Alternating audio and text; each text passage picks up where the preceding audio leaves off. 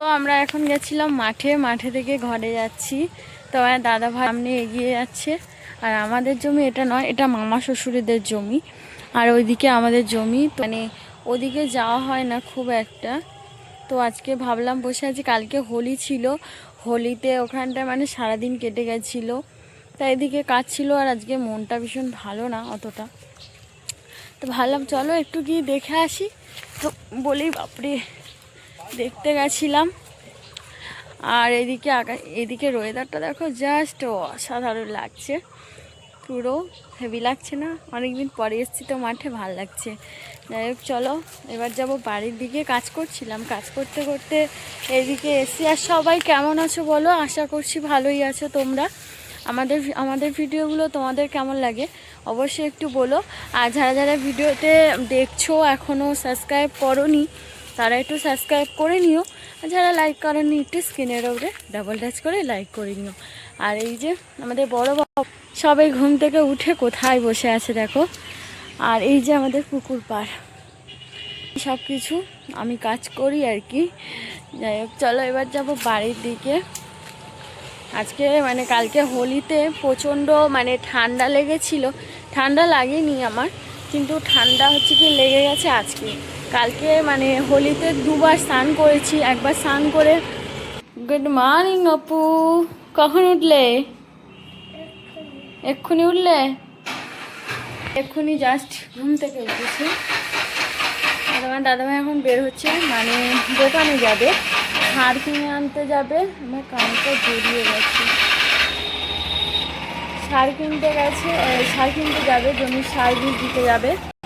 তোমার দাদাভাই গাড়ি বের করে নিয়েছে, এখন যাবে দোকানে। আর আমি এখন স্নান করব, তারপর পুজো দেবো, মানে এদিকে কাজ আছে।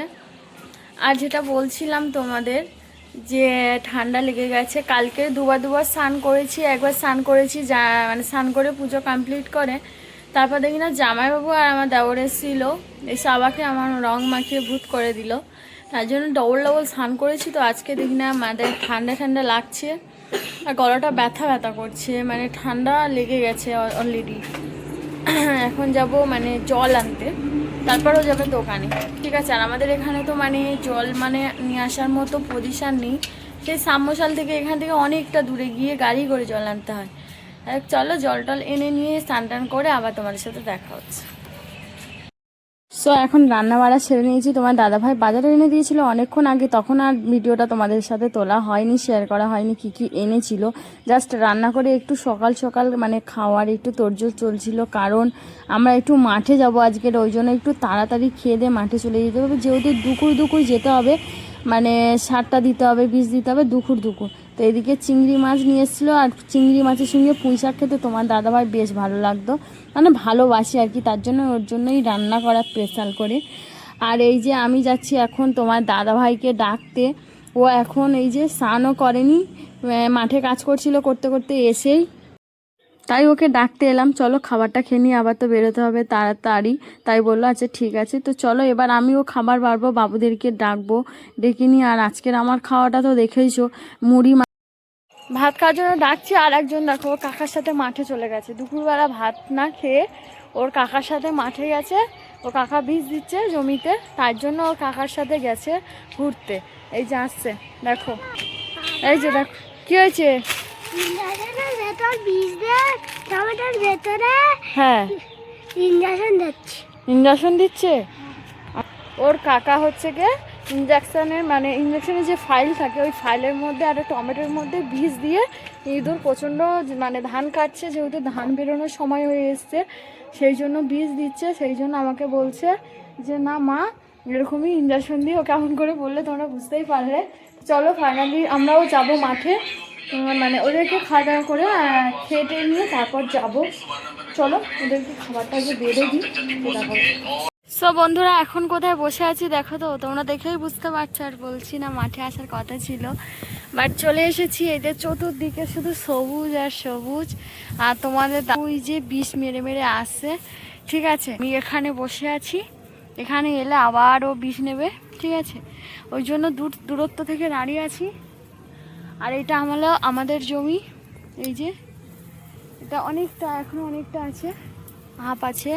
তো ওইদিকে তোমার দাদাভাই এখনও বিষ মেরে মেরে আসছে আর কি।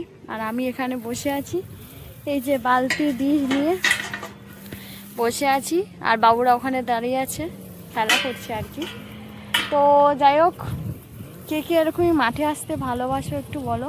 বেশিরভাগ মানে কমেন্ট করে তোমরা জানাবে যে মাঠে যেতে ভালো লাগে না, আর কম লোকেই বলবে যে না মাঠে যেতে ভালো লাগে। ঠিক আছে, তাও কমেন্ট করে আমাকে জানিও। চলো বাড়ি গিয়ে দেখা হচ্ছে। সবাই মিলে শুয়ে পড়েছে, এই তো কচিবাবু ঘুমিয়ে পড়েছে, আর এই যে তোমাদের দাদাভাই এসছে কটার সময় জানো? 9টার সময় এসছে, গেছে কটায়? 6:30টায়, আর এসছে 9টায়। প্রতিদিনই, কালকে এসেছিল ওরকমই 9টায়। ফোন করছে, ফোনও তুলছে না। এদিকে ফোন করছি, ফোনও তুলছে না। আর কালকে এসছে 9টার সময় ঢুকেছে, আজকে 9টার সময় ঢুকেছে। তাহলে একে কি করা উচিত তোমরা বলো? কি তোকে কি করা উচিত? অতক্ষণ ধরে কি বাজারে ঘোরা?